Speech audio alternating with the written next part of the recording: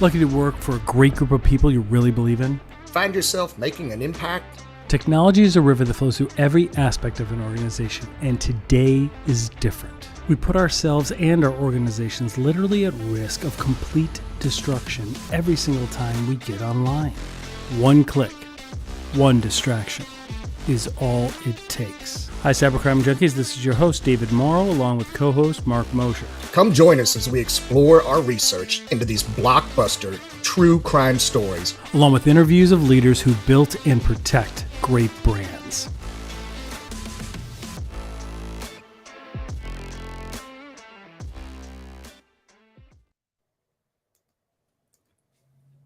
All right, good morning. So today we're going to talk about new lessons about LockBit, an analysis with renowned expert Jon DiMaggio.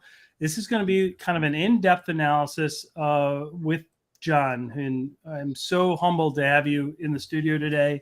For those who don't know about Jon, you will at the end of this episode.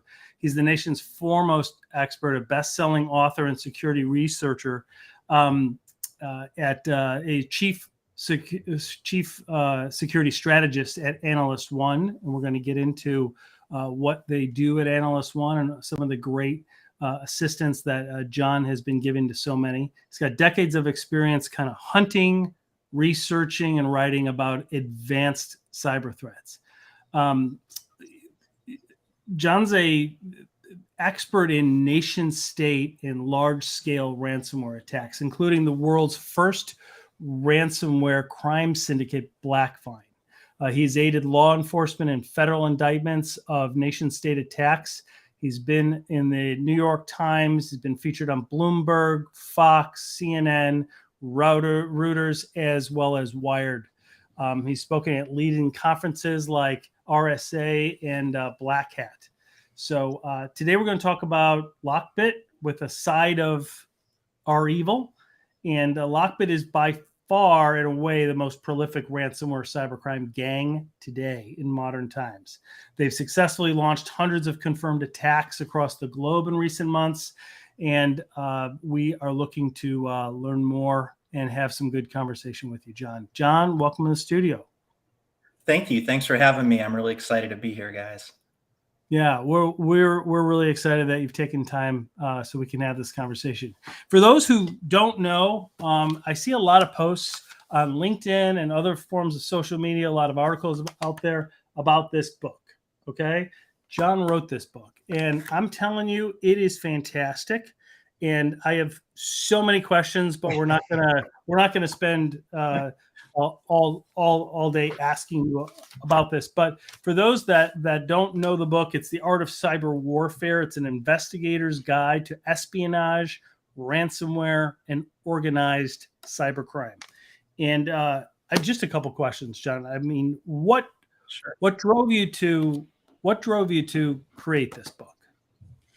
Yeah, so I promise I won't go down a too deep, dark of a rabbit hole here, but I started my career as an engineer, and that I sort of drifted towards security, and I was doing security assessments. And what I found when you do security assessments is if you can talk about those things and you can write about those things, you can speed up your career advancement much quicker. So I started to do that. Well, in that process, I learned that I really liked to write, which was astonishing because if you were to look at my high school GPA, you would never know that.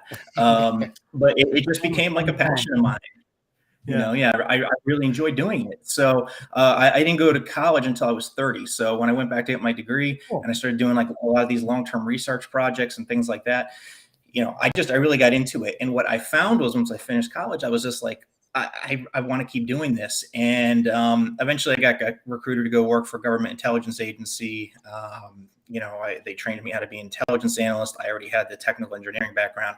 But what I found for a hobby is I just started going out and looking for stuff and then writing about it. And I stood up my own website and things like that.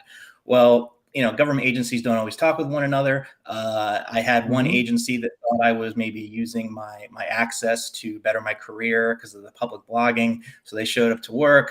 my employer was like, no, he's got approval for all of this. We're good. But my point in sharing that part of the story is I realized, if they were showing up at my door and in that part of my job to get approved to go public, it had to all be, open source information and stuff that I found on my own. I realized I must be onto something. So yeah, I was like, okay, I like to write. I like to do this. I want to do it outside of my day job. When I was at Symantec, I specialized in lots of espionage and nation state attacks. And sometimes they let me write and sometimes they didn't, because I like to write, a lot. I like to get really down in the weeds. I don't necessarily enjoy doing as much as the brief one-pager blogs. I do those because I know there's readers that like that. But the point of this all is I wanted to write. So I went on an endeavor to write a book. And, I got knocked down a bunch of times. I think I had 3 different times where I had a book contract with other people where it fell through for one reason or another. And I decided I'm going to do this on my own. And a couple more years went by, and then I finally, I got that contract with No Starch, which to be honest, I hadn't applied with them because I didn't think I'd have a chance. They're, like top of the food chain, in my opinion, with technical books. Phenomenal publishers. Yeah. And so they opened the door for you to they did. I was shocked. So many rejections, It was that every Sunday I would dedicate 3 hours. I would just put together publishing nomination packages, and every publisher is a little different what they want. Some are really easy, some are in depth. So after years of rejection, when I got that call back, I was really excited. And while I didn't know it at the time, getting the contract was actually not the hard part. The hard part then was actually doing the work, because once you have a contract, you have to be able to turn in deliverables. So now you're having to have a lot of dedication to do your day job, come home, spend time with your family. They're going to sleep, and you're getting on a computer to work for another 3 hours, until the midnight hours. So, but it was worth it. I loved writing. I love the book. I'm so proud of the work from the book. It just as of last week, it's been nominated down to the final 7 for SANS Book of the Year through their Difference Maker Award for 2022.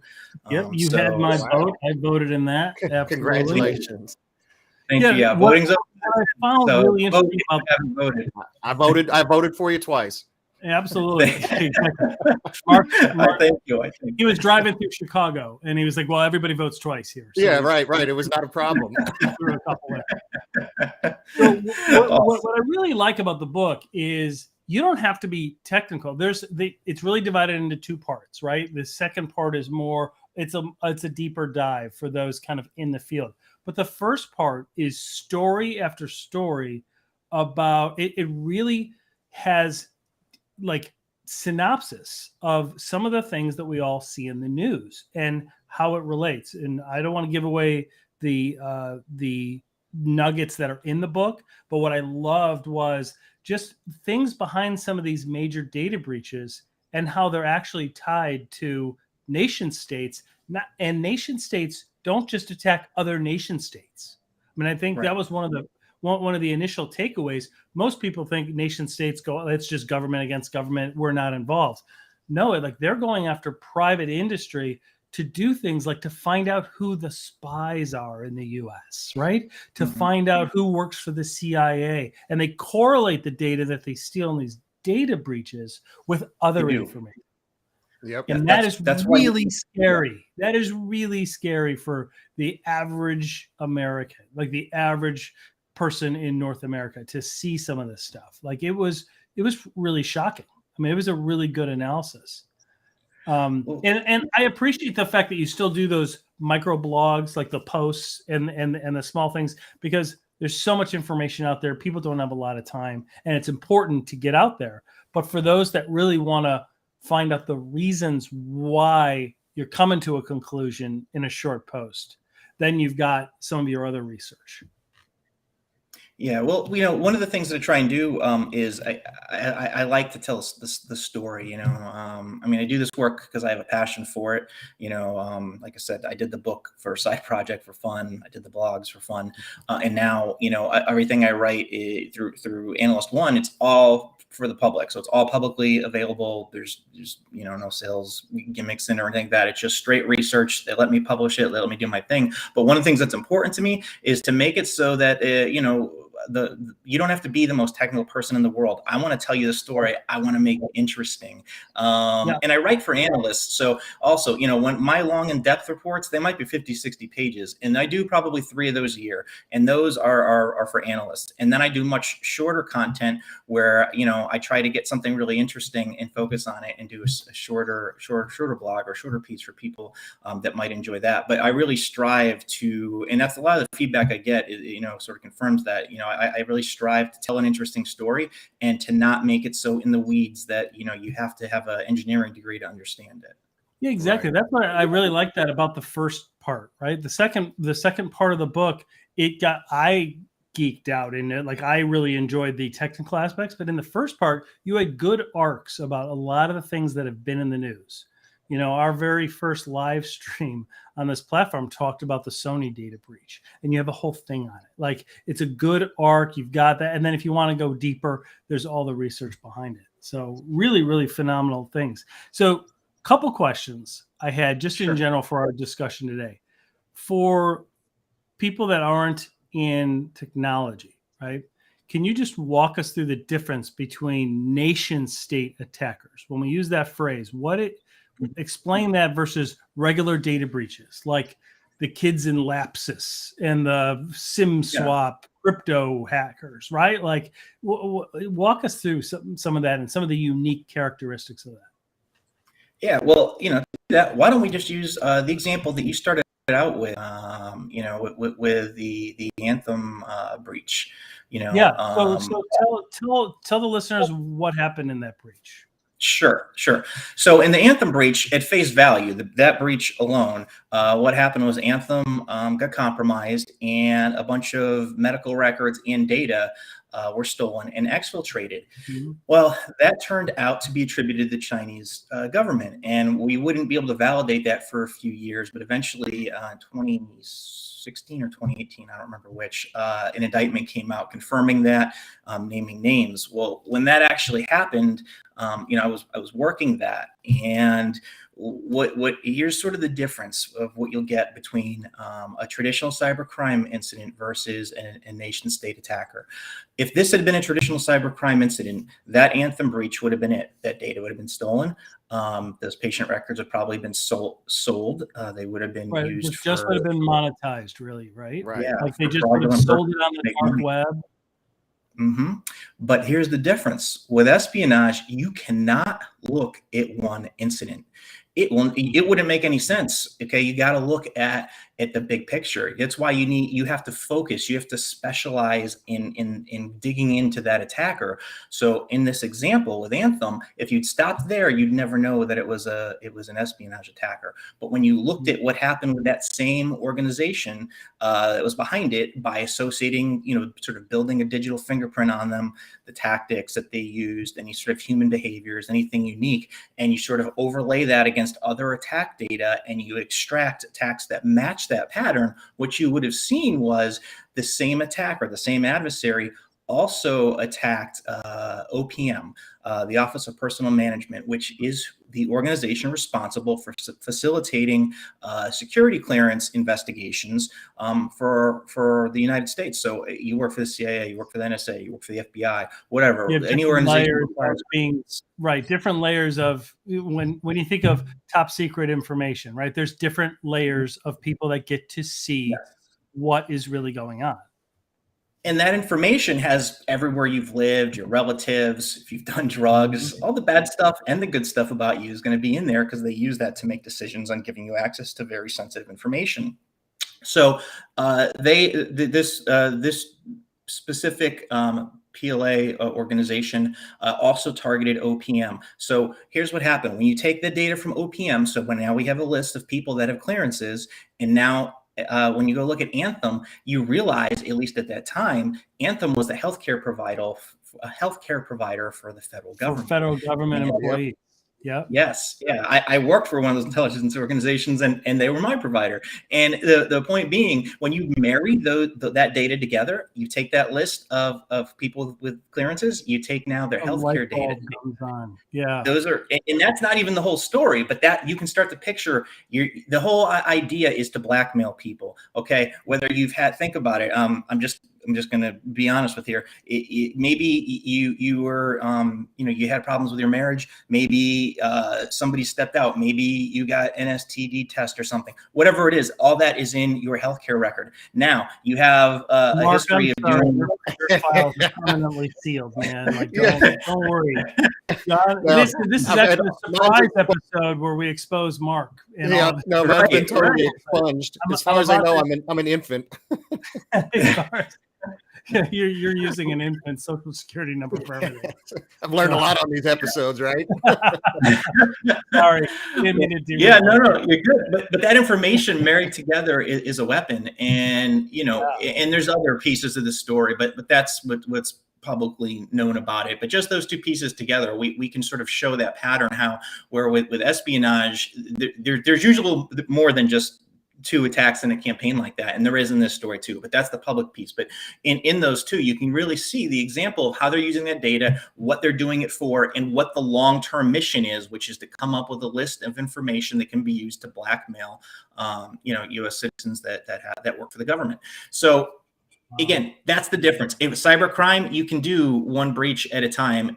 I still do my work the same way. If it's an advanced attack, I try to look at the big picture. I'll take 6 months. I'll take a year. I'll look at everything. I'll try to marry all the parts together, build out the puzzle. Maybe I don't have all the pieces, but if I can get enough to see and think what that picture is, I can make a really good educated guess. So that's sort of the difference is that longer term tracking, that bigger view from the sky is sort of necessary, that specialization and espionage to really focus. And our day-to-day defender is not going to do that. That's the difference. Your day-to-day defender guarding a network, you're getting things left and right that you have to deal with and determine a false positive, true positive. Okay, we need to, shut this down. They're busy searching for anomalies, and they're just trying to keep that brand secure, right? I mean, they don't have the time and the unlimited resources that it takes to actually tie, or the visibility, really, right? They're in a silo. Right. They know their organization. They don't get to see all of the different other, like this type of ransomware is designed or promulgated through certain crime families, right? And so they don't have time to go and research all the other things that crime family or group or syndicate would be doing to be able to tie that stuff together. So in your research, does it include like interviewing people, talking to them? Does it include access to things that most people don't have access to? What's your research model look like, just generally? Yeah, without giving. So the model's a little bit. Yeah, the model's a little bit different for cybercrime. So I've really got into ransomware over the past several years. I've really focused. I think it's going to be big. I think it's going to be big. I feel like it's a waning fad, right? Yeah. I feel like it's on its way down. What it looks like. No, not so much. That it's not. I'd like for that to be true, but it's not true. Right. What got me to ransomware was the fact that they were taking tactics that were formerly only used by nation-state attackers. And a lot of that's because with nation-state attackers, you have the human on keyboard element. And before we really got into ransomware, that just wasn't the case. I mean, it was almost unheard of that you would have a criminal actor live on your network for anywhere from 7 to 21 days. Like that just didn't happen. They really would just like either buy the ransomware and just launch it, right? Or they would create it. And it was all automated. You clicked it worked. If you didn't, it didn't. But there wasn't a dude on the other end trying to get in to strategically place it throughout your environment and get privileges and just take your data and turn off all your backups. That's a lot bigger operation than just spamming somebody and hoping that they click on something that executes ransomware. Completely different. One, an automated defense will stop. The other one, it won't. And that's really where the type of attacks that I spend my time on are the ones that have a human being behind it. And ransomware is really taken over with that. Briefly, just how I got into ransomware, I'll never forget it. It was May 12th. My boss said to me, "Hey, something's going on. We got ransomware alerts going off all over the world." I was at Symantec at the time. All over the world. Can you take a look at this? And I had only done nation state up to that time. And I was like, really? You want me to go look at ransomware? It ended up being WannaCry. And let me tell you, really? talk about putting your foot in your mouth. I've not looked back since. You know, I've been full forward since, but that's why you can't ever just put something in a bucket, because you never know when it's going to change. But up to that point, you know, we hadn't had any. What a launch pad that is. Yeah. Yeah. So anyway, but yeah, so following these groups though, to answer your question, something that is different, that's very specific to ransomware that not everybody does. This is where my bread and butter though. Fake personas, getting into various underground forums, listening to what these guys say, getting involved in some of the conversations, just extracting information. You know, when I say I like to tell a good story, like I'm working right now on, this is one of my more analytical pieces, so it's going to be lengthy, but it's like a soap opera, like the back and forth that I have and the screenshots and stuff with LockBit and showing some of the things that they do. I was actually able to get access to LockBit. Apply to be like an affiliate? Were you able to apply to like be part of a gang? What's the vetting process to be an affiliate of REvil? So I did apply to be an affiliate with them. Wow. I don't have the technical chops. They would see right through me. I'd be like, this is so cool. Like, and then they would bust me. Yeah. Well, no, here's the thing. You know, I know I'm only going to get so far. Right. You know, I know that, but anything I can learn is good. So I did that process when REvil was taking in new affiliates. I did go through the process, and the way that I'm not going to give too many things because this is my methodology, but I'll keep it high level. Absolutely. You know, I don't speak Russian, but to get around that, they're affiliates that.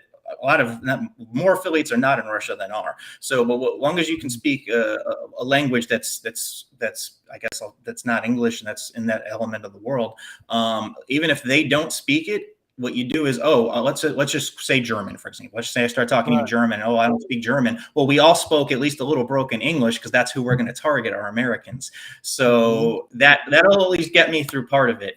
And then from there, you go through the interview, and what they did in my case was they started asking questions about Russian folklore, and they were questions that you couldn't just get from Googling. So that's how they were able to sort of weed me out, and I'm sure they did it with other people, and that's fine. But I had about an hour, and I got to learn what they do. They bring you into a talk channel, and they'll talk. You'll talk to multiple people.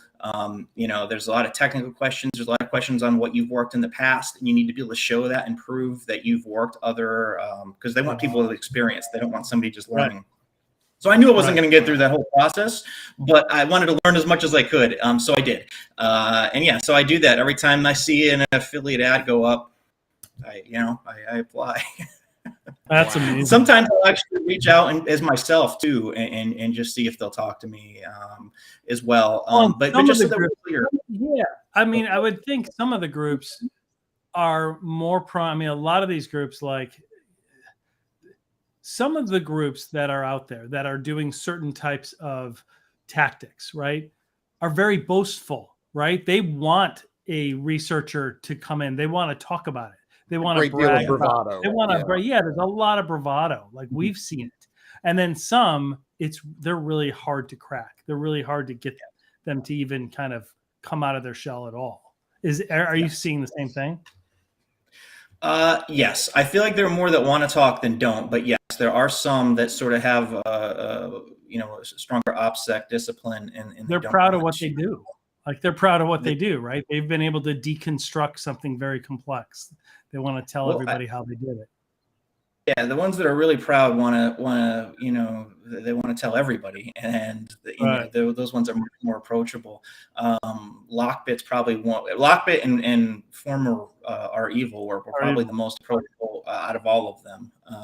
It's almost. I mean, and for listeners, we've explained this in the past that today it's organized crime, and when you think of historic organized crime, some of these groups are very similar to some of the organized crime families, right? And some of them are making some of the same mistakes that some of those organized crime families did, right? When they talk openly or they're ostentatious about what they've done, it kind of reminds you of John Gotti. Yeah, it's reminiscent of the Teflon very Don, similar to the guys that you're like, me. dude, like there is a process where you keep a low profile. where you don't talk about it, where you don't get cocky and get in the news. And, you know, and are you seeing some of the same thing with some of the cyber criminal groups? Yeah, I mean, LockBit's the perfect example of that John Gotti scenario. You know, put on your best suit and smile for the camera. I mean, Exactly. whether that's good or bad, I'm not even judging them for doing it, No. but it's a good analogy because they want to be there. They're very approachable. They're willing to talk to the media. They will talk to some security researchers, but you know, their ego is so intense, and it's when you sort of look at their pattern of communication over the past 2 years, it is significantly increased. And Wow. you know, a lot of that is their success as they're getting bigger and bigger. They want their voice to be stronger and in the criminal community. So they're very vocal, and you know, half the things they say aren't necessarily true. I mean, you can go back and they've claimed that they've operate out of the Netherlands. They've claimed that they, you know, reside in China. And I think the latest LockBit actually said that he lived in the US, which obviously they probably don't live in any of those places. But I just find it amusing that that they put it out there, but two, that they forget and they change depending on the interview. So, so you've been doing a lot of research on LockBit, and so we really want to explore that today. Before we start that, though, LockBit was just in the news like last week about claiming that they had breached and exfiltrated all this data for Continental Auto over in Europe. Yep. And then they said, if you don't pay, we are going to release everything on Friday. And Friday came, and I can't find anything. Right. Like, so have what does you that seen mean? anything out there? What does that so mean? Like, so here's typically what I guess about. What is your best educated guess about what that means? Does it mean that they were just bluffing, or does it mean that they paid the ransom? No. Like, what does it mean? No. Okay, so they're definitely not bluffing. I've never seen LockBit bluff. If they, I mean, they might exaggerate sometimes how important the data or significant the data they have is, but they don't lie. They validate that they have the data. So I do believe if they say they have the data, they do have it. Now they they'll post on their auction site. Like if you look at when they stole data from Entrust and threatened to release it, they did release it. They just released it on a different website. It was a form of breach, and that's where they released that data. I haven't looked there honestly since Friday to see if that data is there or not.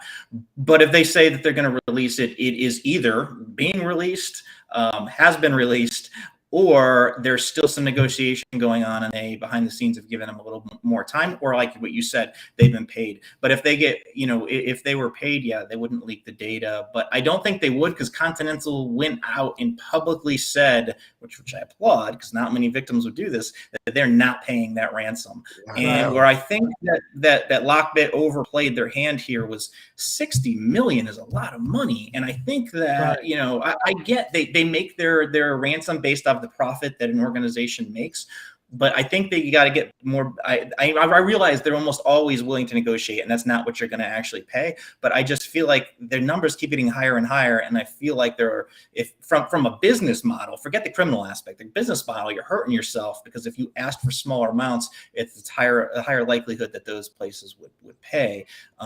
But you know, that I was surprised, you know, that was that high when I saw the dollar figure. Yeah, we thought it's almost like they priced themselves out into the negotiations right from the beginning. You know, it's hard to go liquid 60 million just on the first talk. Right. Well, and even if you want to pay that, I mean, think about how difficult that is with regular, you know, monetary form of payment, let alone Bitcoin. I mean, it's just moving that kind of money is very difficult to do. So that may be why we haven't seen, you know, a data dump yet. Is like I said, maybe they think they're going to get paid, or like I said, I haven't looked on some of those other forums. Maybe there's something out there. I'm sure it'll be reported soon, though, if it is. That's so interesting. Okay, so let's shift gears to exploring some of your LockBit findings. Let's start from the top. Kind of, what is LockBit? Can you just explain to people that maybe have not heard of it, or have heard of it but they don't really know? Is it just a type of bad code that's ransomware, or is it a cybercrime gang, like an organized crime family? Is it both? Walk us through this. So yeah, let me just talk about what they started as and what they grew to today. So they started as a lone gang. So it was not a RAS. So a RAS is ransomware as a service, and it's where Mhm. you have a core gang that facilitates the ransomware, the services, the infrastructure, and then they partner with what's called affiliates. And they're the ones who take these resources and actually go and conduct the attack. And everybody shares the profit and everybody's happy. Well, with LockBit at the time when they started, it was just them as a gang. So they were doing all the work themselves. And they were using something called ABCD ransomware. And I'm going to assume that it was called that because that was what it put on the file after it encrypted it. It would post that extension to it. So they got that name. I don't think they liked the name because shortly after, within 6 months of operation, they changed it to append .lockbit to the end, and they put LockBit in the ransom note, and that's how they started being called LockBit.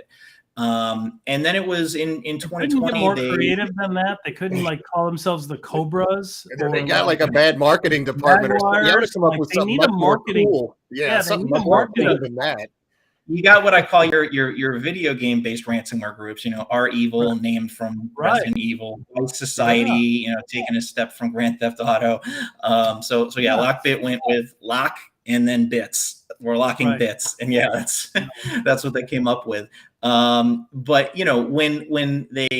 once they changed their name, it was shortly after in 2020 they opened up as a RAS service, and that was sort of the beginning of where they really started to expand.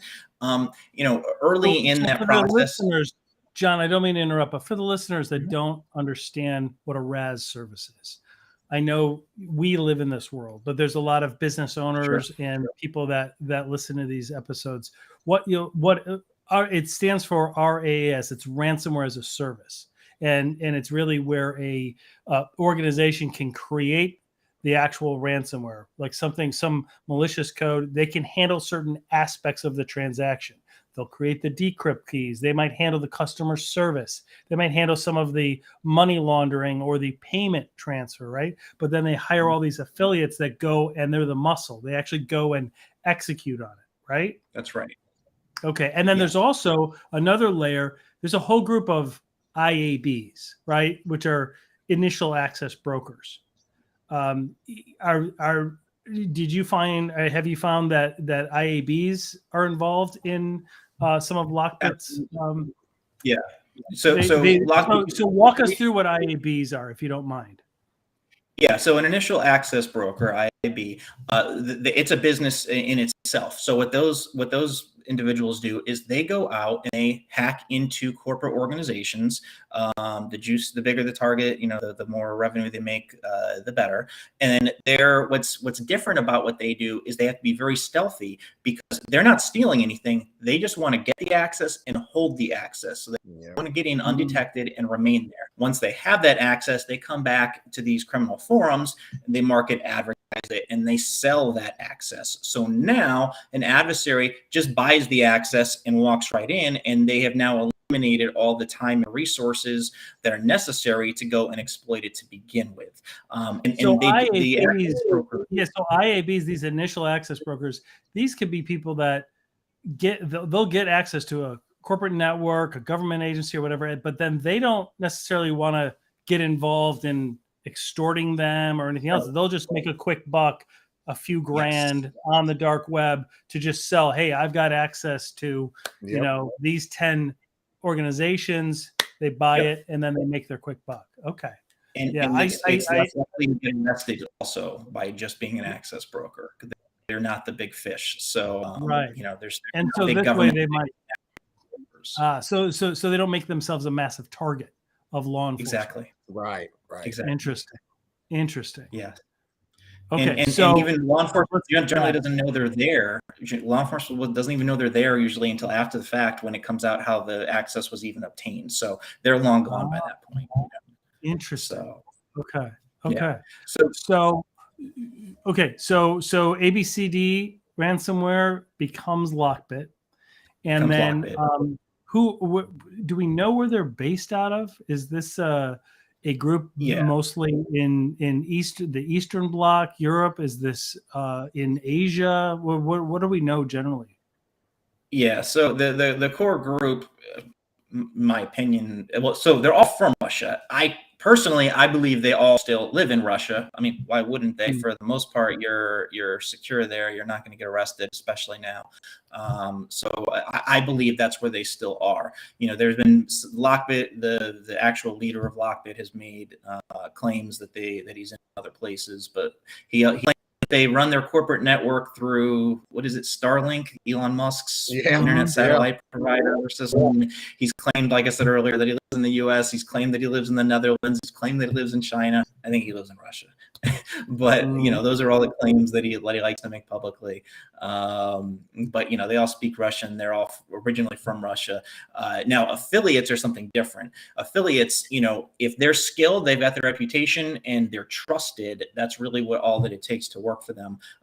And they can be, from all over the world. Okay. Let me ask you this. You mentioned that from initial appearances that they may be in Russia, or, it appears very much like that.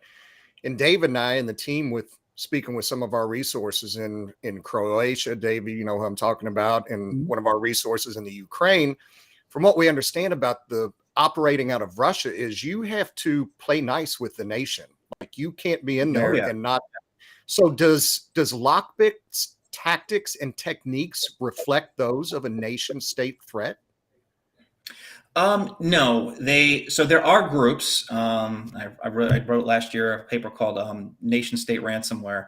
And there are groups that certainly appear to have ties to the Russian government. And then there's even groups whose malware has been repurposed, or ransomware has been repurposed to collect information for espionage versus, financial gain.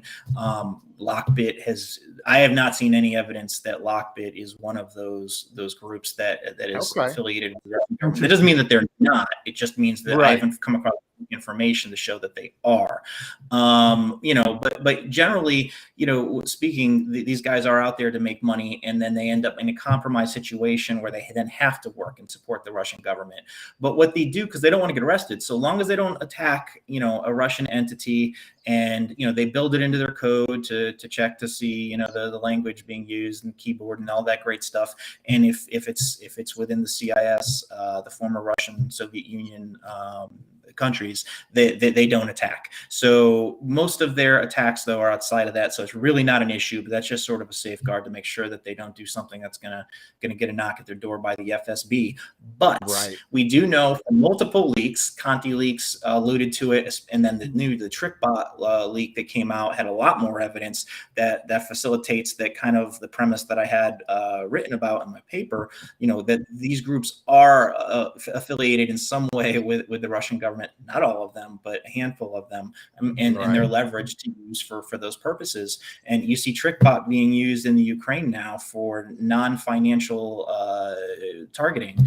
And it doesn't take a genius to figure out somebody knocked at their door and said, "Hey, you're going to come work for us now." And it doesn't mean that's all that they do, but it means that there's a portion of the work that they do that's that they're supporting the Russian government.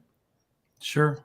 So as LockBit developed that was a good question, Mark. So as LockBit develops as a RAS, a ransomware as a service model, what do we see in their evolution? Because there's like LockBit 1.0, there's LockBit 2.0, LockBit 3.0. Kind of walk us through that arc if you can. How has it evolved? So when they first opened the doors, they were far less mature than they are today. They had some issues in the beginning where their ransomware was only encrypting local files, and when it spread to network resources, it was not encrypting properly, and people were able to decrypt their data without the key. And a lot of affiliates got pissed because they weren't getting paid. They had to go fix that. So there were some bumps in the road, and that was sort of LockBit version 1. When in June of 2021, LockBit 2.0 came out. But before that happened, LockBit tried to join what I'm going to call a pretend cartel. We didn't know it was pretend at the time, but they joined with several other ransomware groups claiming to be a cartel. Now, the benefit of that would be larger entity, more power, more resources, and a lot more damage. Sharing of resources among groups, right? Sharing of tactics, and sharing of experience. Yeah, they definitely knew these other groups and they were working together. And again, I did a lot of research on that and wrote about that, but they were sharing resources. They were even sharing victim data and sharing infrastructure. But what they weren't doing is sharing money, and there wasn't any central leadership giving it direction. So it was more like, I work with guys at different security companies all the time. Like we talk, we collaborate, but we're not paying each other, working together. That still is very important to understand, but it wasn't a real cartel. So anyway, that happened in 2020. In June of 2021, they came out with LockBit 2.0. That was a game changer. Was with that, they made it so much easier and took out so much of the technical requirements necessary to facilitate ransomware attacks. They gave a really nice control panel with lots of point and click buttons, to facilitate the attack, to spread the ransomware, to look for password hashes, to break passwords, in order to spread you could spread to just local hosts, like just the systems that the ransomware touches, or it could reach out across their network and try and infect that way. But everything was point and click. So that attracted a lot of affiliates. Now, there was multiple parts to this. So they came out with the ease of use software. They also changed their payment model. And this was the smartest thing that they have done compared to other ransomware gangs. Most ransomware gangs, and Revil was probably the most known for this, they hold all the money. Now, that's great if they do all the money laundering and everything else. That helps the affiliate not have to do it. But that means the affiliate has to trust them to be paid. Well, LockBit says, use our resources, you take the money, and then you pay us. And the reason that was so smart is, whoa, pause there for a second.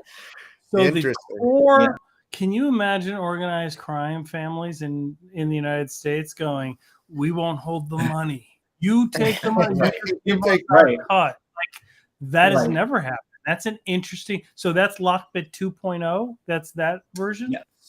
Yes, Okay. and that was such a smart thing to do, because you're going to get screwed by a small percentage are going to screw you and not pay you, but overall the volume of people that you're going to get, because now they don't got to be worried about getting screwed out of their money.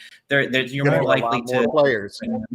And Revil screwed so many affiliates out of their money and got caught that story alone, sort of set the precedence of why it's in why it's advantageous, to you be the one that has the money and then pay the provider.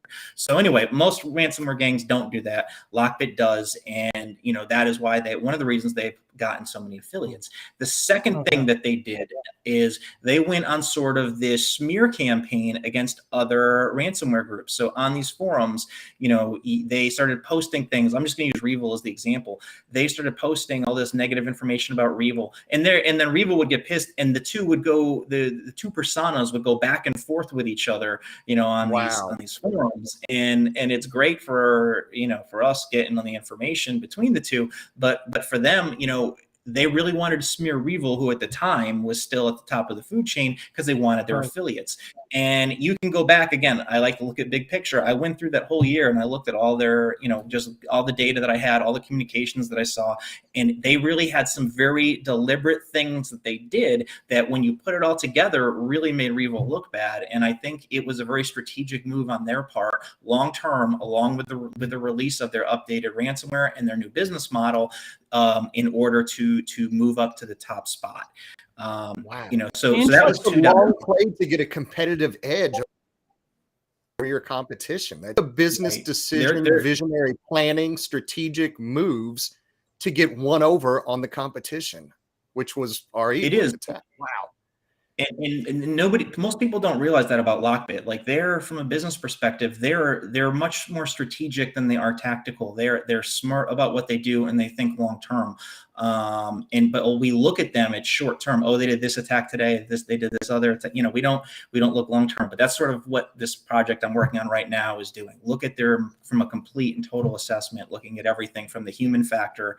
I've really recently got into people. Not everybody believes in this, but with ransomware groups, you always have to talk to the attacker, whether it's during negotiation or whether you're an investigator on a forum. But you don't do that with espionage. With ransomware, you do. So if you know you're going to have to interact with the attacker, it only makes sense to add behavioral profiling to your threat profiles. And LockBit is a great example of that, because there's so much human factor. These guys are doing interviews with the media. These guys are posting on the dark web. These guys are putting their comments out there, their opinions, not just on attacks, but on all sorts of things. So, you can really gauge them and figure out what makes them tick. So that's sort of an element that I've added to what I do when I profile ransomware gangs now.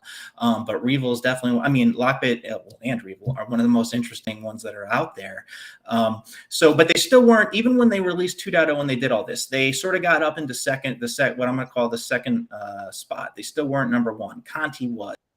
Right. So as we came into 2022, they really saw an opening when Conti posted that message right after the war started, saying that they were full support of the Russian government, and forgot, I guess, that a lot of the affiliates they work with are in the Ukraine. Now you got some of the world's best hackers pissed off at you. LockBit saw that opportunity, and posted the exact opposite message. We're here, I'm paraphrasing, we're here for business, we're here to make money, we're apolitical. And, they, again, very strategic. They really tried to set themselves up to move into that number one spot. So then fast forward to May of 2022, Conti is shutting down their operation. Let's be honest, it won't go away, but they shut down that operation, which was huge. And, LockBit now is moving into first, and they released LockBit 3.0, which, so take all the things I said about 2.0. Well, not only have they added more features, they've also addressed all the bugs and all the things that over the past year that didn't work with 2.0. And on top of that, they have all these new bug bounty programs. They're accepting different types of currency. They even had a tattoo competition. Like, again, there's from marketing perspective, Really? they're interesting. Yeah. You have to send in a picture. Did you just say that LockBit 3.0 like sponsored like events where they had a tattoo competition? Wow. Yeah. So they were paying $500 or $1,000 per tattoo. You'd have to, send in pictures and stuff, and it'd have to look valid and everything. That you actually got a LockBit tattoo. I don't know. There's like 20 or so people that got it, but that I saw that were validated. I think there's a running list on GitHub somewhere. But from my perspective, like, that's a good place to start looking at people. If I was law enforcement, if you like these guys enough to get a tattoo on you, you must have some. Is the competition still open? Like, can you still, I don't know if it's still going on. I don't know if there's Mark, you're not allowed. You're not allowed. I can't get a LockBit tattoo. Even for $1,000 is $1,000. Yeah. I'll tell you what, if you get a LockBit tattoo, I'll give you $1,000. Now it's on. He'd be pulled over for something innocuous. They'll have a LockBit tattoo. He gets taken to the feds, and he's like, I can't even code. I have no idea what I have trouble logging onto my own laptop. What, are you kidding me? I wanted to make $1,000 off of Jon DiMaggio, man. That's it. That's the only reason I got this. Well, $1,000, I'll get a Jon DiMaggio. But you can see it's a whole marketing campaign. It's not just a ransomware. So 3.0 improves the product, but then also wraps all these other PR and marketing aspects to it. Yes. So and interesting. They brought in their infrastructure. Just last week, or maybe it was the week before, they added a new piece. I don't know how public this is, but they added even a new piece to their infrastructure where they can use to send private encrypted notes. Now they've made this like tool resource available, and added a page to their server. Like a new chat thing rather than using Telegram. They have a different one. It's not so much for chat. It's like, for an example, let's say I want to give you a Bitcoin wallet. Well, now you can send an encrypted note versus doing it via chat or having to post it somewhere. They just made their own version of this, and they added that to. It's small, but I thought it's interesting because these guys, what's different about them is they always reinvest in their program. They constantly are trying to automate their malware or their ransomware. Oh, then let's talk about their malware too, StealBit. Mm-hmm. So everybody wants to steal information now. They created their own malware that their clients can use also through the same interface that the ransomware is controlled, point and click, to deploy StealBit, which is used to steal and exfiltrate data. So you pick the file extension, or you pick a directory you want to copy, whatever it might be. It goes, looks for it, finds it, and automatically exfiltrates it out. And you can either pick to send it to your server, or they have a handful of like Dropbox and other type of cloud-based storage services that you could send it to.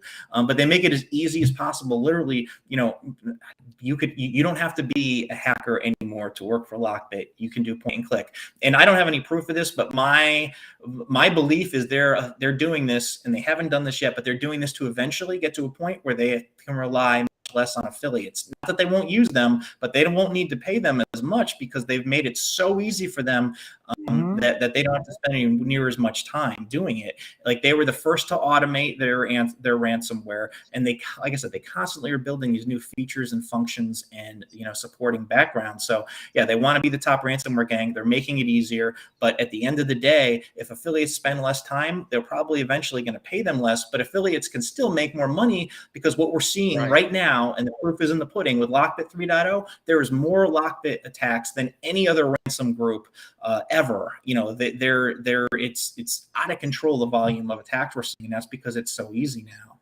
and I think that's telling. So it has LockBit. That is so interesting, and so it gets into the conversation that we talk to with business owners and leaders in government when we're meeting with them for other reasons, and that is, everything has changed with the ransomware as a service, because you no longer need to be that skilled engineer hacker, right? And the number of skilled engineer hackers, right, compared to the number of criminals out there that are willing to do that, is there's exponentially more criminals, and it's part of the reason why we're seeing such an explosion in this. And the more they advance this with point click, automatic exfiltration, it's a fancy word for stealing of the data, uploading and removing the data. Have we seen the LockBit methodology to have we seen things similar to what we saw with REvil? Meaning, if they didn't engage in the chat, they would try and do a double or triple extortion, where they not only encrypted the data, exfiltrated the data, deleted the backups, but they might DDoS the group if they don't start negotiating with them. Is LockBit doing some of those same methods? They are, and let's just take a step back. Remember when I said they worked with a cartel? Well, in that cartel was a group called Twisted Spider. They were behind the Maze operation. They were the first ones to start stealing data. A couple weeks after that, LockBit started. Suncrypt, another group that was in that alleged cartel, they were the first group to do a denial of service attack as another form of extortion. Today, fast forward a year and a half later, yes, we're seeing LockBit not just encrypt data. They've been stealing data, but now we saw it with Entrust, and there's a handful of others where they're also doing distributed denial of service attacks. So now a victim finds themselves, their systems are encrypted, their data is stolen and being threatened to be released, and customers can't get to their infrastructure because there's a denial of service shutting everything down. I mean, talk about being dead in the water. Wow. Yeah, unbelievable. What are we seeing? A couple things, and then I want to pivot over to a couple questions we have about REvil, which was one of the first in-depth your analysis and your writings on REvil were second to none. I mean, it was so well done. It was just amazing. Are we seeing any, like, what's the status of LockBit today? What are the things that they are I mean, we see them on several different breaches in the news, like just in the regular news, mainstream media, you see the name LockBit coming up. I mean, they're getting regularly, they're branding themselves, right? I don't know if they have matching jackets yet, but they are definitely a brand. And so what are we seeing? What's the next evolution you can see them going to? Like what in your opinion, what do you think LockBit 4.0 is going to look like? So there's only so many features you can build in, But having Right. said that, these guys are very innovative. There's a lot of things, I mean, more than we could fit into this, but there's a lot of things that they've done that they're the first to do, that they developed, that have been very creative ways to conduct their attacks. Some of it from on the inside, meaning what they're doing once they're in a network, others with the ransomware itself. But where I think we're going to is I don't know that's ever going to go completely away, but we're definitely moving to a model that's going to be more focused on stealing data and less on encrypting with ransomware. Think about it. You're less likely to get caught if you're not putting a ransom payload in the environment.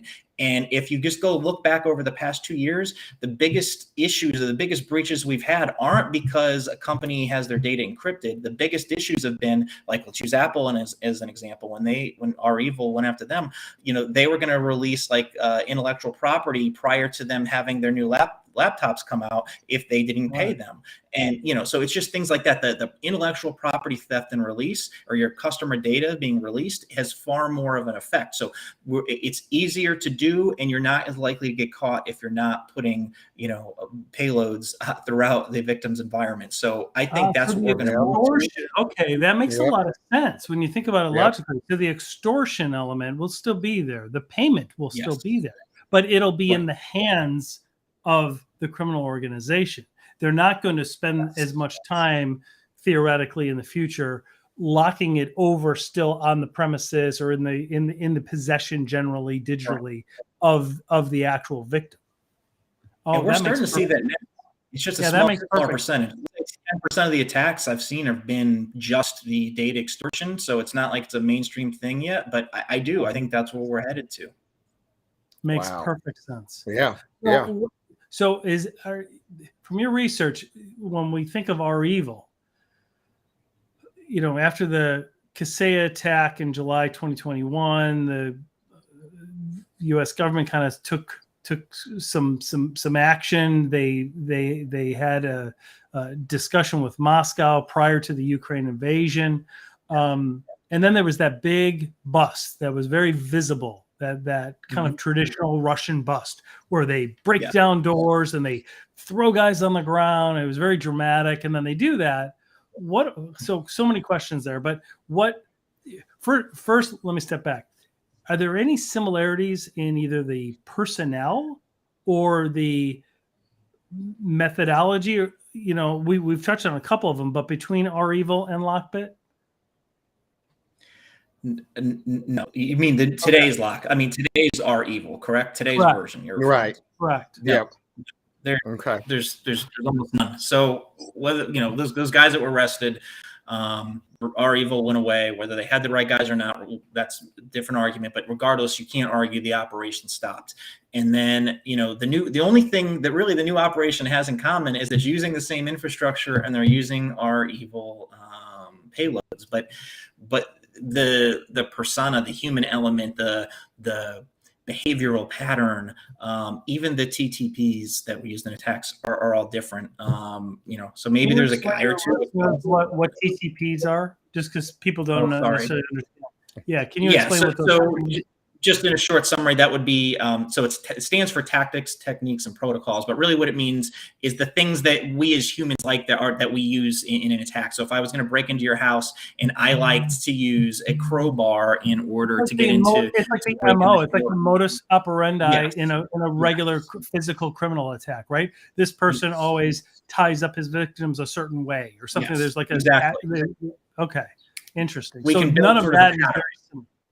Okay, so and that pattern does not exist anymore with a new one, with a new REvil. So in my opinion, that and the level, the volume, the level. I mean, they're not. They're just not what they were. They're not vocal on forums. These guys had such a big ego. There's no way it's the same guy. Just his ego was out of control. I mean, everything. And if he was released by the Russian government and said, "Hey, go back out and do your thing," like he would be out there putting in everybody's face. There's no way he would be quiet. And what online moniker did he use? Was it Zero? What was he known as? Yeah, well, he used he used one that was called Unknown. There was Unknown.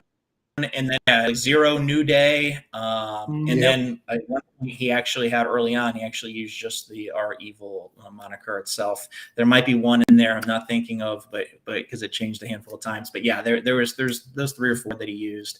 But Unknown was the biggest. I know that sounds very general, but that was the biggest moniker that he used under the alias, and is the most popular that he had used during his Let me time. ask your thoughts on this. So, with the big takedown, and as public as it was when they took down R Evil in Russia, some of our contacts over in the European bloc have seen those individuals are now nation state employees. Any thoughts on that? I think that's a lot. Yeah, I think that's a lot more likely than to believe that they're back doing attacks under the R Evil moniker. I think that's a lot more likely that they're now supporting the Russian government, probably because they don't have a choice, than it is to believe that they just let them go and now they're back with the same site, infrastructure, name, business as usual. I don't think that's the case. I think it's much more likely that they're being used as a resource. I have no evidence of that, but just from what makes sense, I think that makes far more sense. What we do have evidence of, though, is, like I said, both attack TTPs or tactics, as well as the human aspect, just don't match R Evil with this new activity. Right. Okay. So let me ask you this before we wrap up: the double cross that happened, the fall of R Evil. What were they doing in your research? And for listeners, this might blow your mind, but R Evil apparently was double crossing some of its own affiliates that it was working with. And then is there like an arbitration system and like a courtroom thing where the judge, like I was reading your research and they were saying, well, like in the arbitration system, they made their case for this. I'm like, is there a courtroom where these guys can, like, I'm an affiliate, I was breaking into this huge company and my other criminal boss wasn't able to, like, that doesn't exist in most criminal organizations. So can you walk us through that? Yeah. Across the entire ransomware community, there is forums that they use are very well respected, and you don't want to take off of those. And you put down deposits of money and things like that in order to gain recognition and to get people to trust you and things like that. Well, they have, and it's existed for years, they have an arbitration system, and there's a process where if you feel you were wronged by the criminal, you enter a claim in arbitration, and there is an arbitrator, and they look at all of the evidence, and they hear from both sides, and then they make a decision. And if they decide you have to pay, either they take the funds, if there's funds that have been put up sort of in a pool for verification in instances like this for arbitration, they're either paid from that, or you have to pay them, and that has to be validated, or you get banned from the forum. And it's not just as easy as rejoining and coming in. You have to you have to gain the experience in order to be trusted, build your name. I mean, there's criminals. It takes a lot to trust another criminal. So it actually works for the most part. People don't want to get banned. Even LockBit, they did something against the rules and got banned for a week last month. It was just for a week. Wow. It's bad for their business. It's bad for their business. Yeah. So there is kind of a checks and balances, almost like an honor among thieves, where they have to. There is.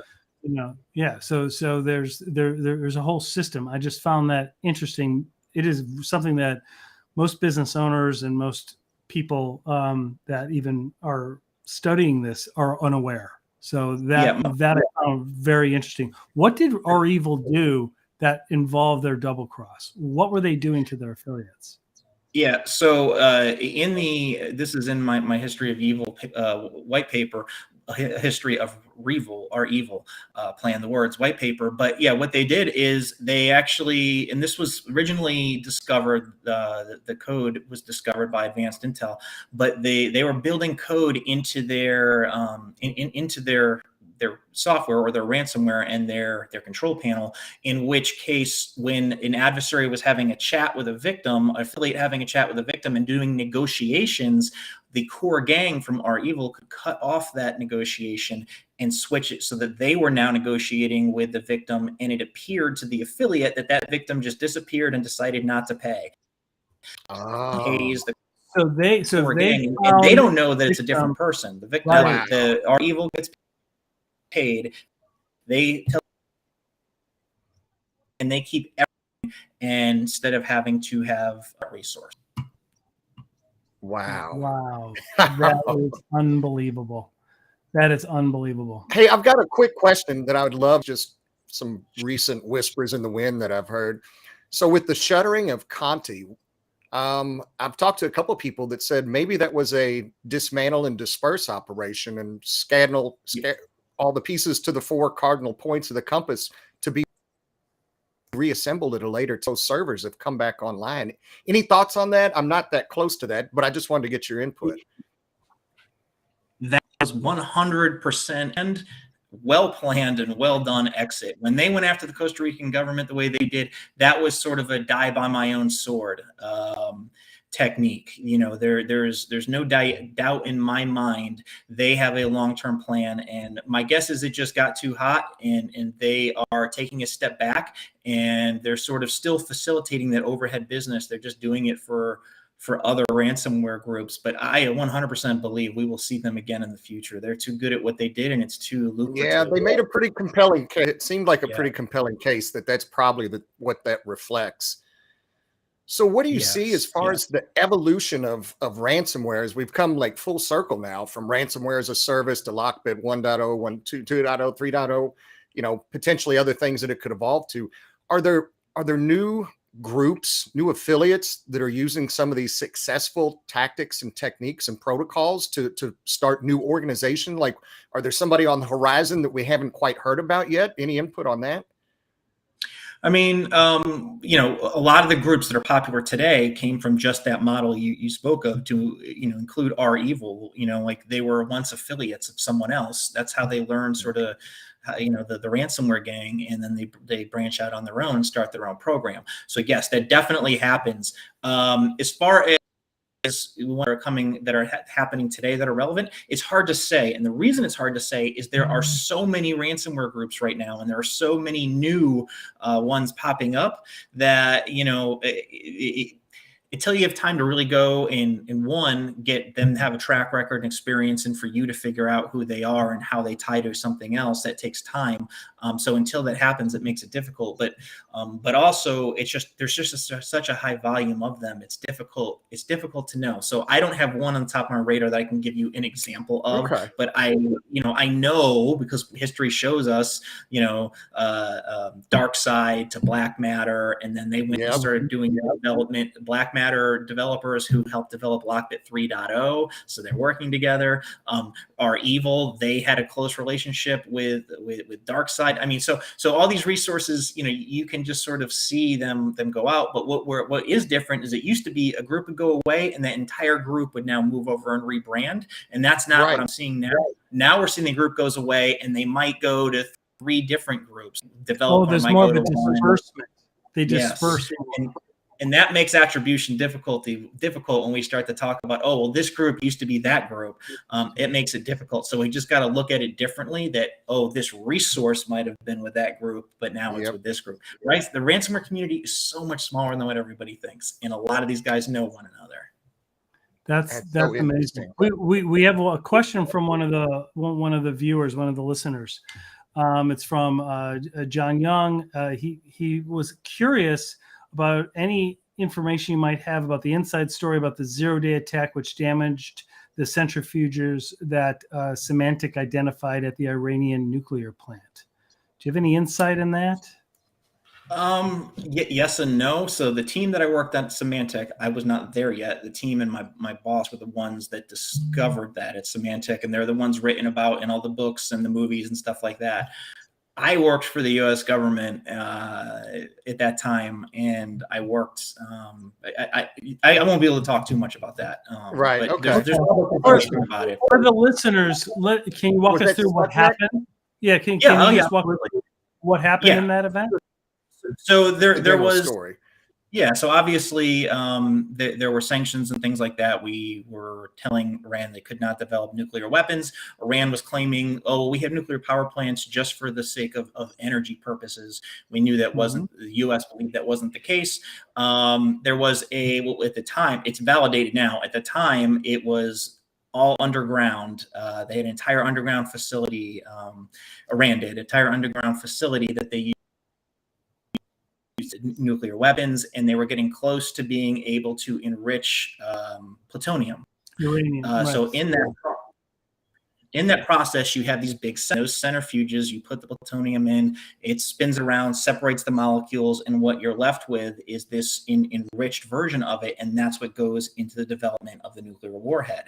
Okay, so what allegedly what happened was the U.S. government teaming up with Israel created ransomware. I'm sorry, ransomware. Talking too much about ransomware today. Malware that actually affected the speed of those centrifuges and would just make them sort of go wacky and spin out of control. And basically what we were doing is significantly damaging and slowing down their progress without killing people. That's what we were doing. So it was a way to significantly slow them down and prevent them pushing that, putting them back, probably 5 years without killing people.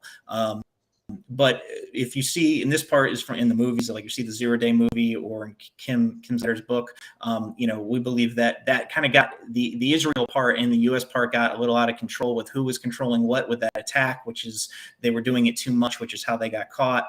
And it allegedly started by planting USB devices in parking lots near government facilities. And of course, what do you do when you find a USB? Apparently you plug it into your computer.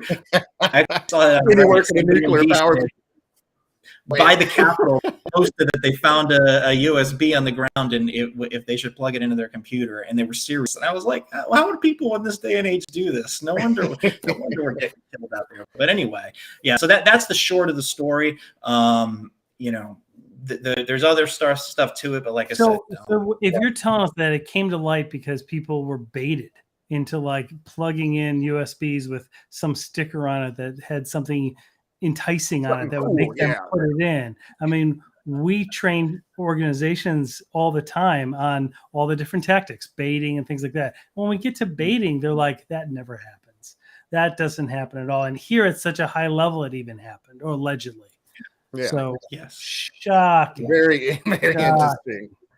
Holy cow. And we know on their computers, they're obviously disabling USB based security. Many corporations do today, so that's let alone the nuclear power. Hey, John, thank you so much for this discussion. This was great. This will absolutely not be the last time we talk. And I will tell you, just absolutely fascinating. We'll have a link in the show notes to the Art of Cyber Warfare where you can get it, and to Analyst One's site and other information, so you can check out Jon DiMaggio. If you haven't connected with him on LinkedIn, please do so. Really, really insightful, and thank you so much. We really appreciate it. Would you mind, real quick, would you mind also posting the link for the SANS Book of the Year? I'd appreciate any support. Absolutely. Yeah, go in and vote. Yeah, I'll go vote again. Yes, okay. Mark will go vote again. You're gonna get him disqualified, Mark. Yes, in all fairness, I am not affiliated with Jon DiMaggio nor his uptick in placement with the SANS top book. That is great. Thanks so much. We really, really appreciate it. Thank you for having me. Yeah, thanks, John. Take care, bud. Thanks.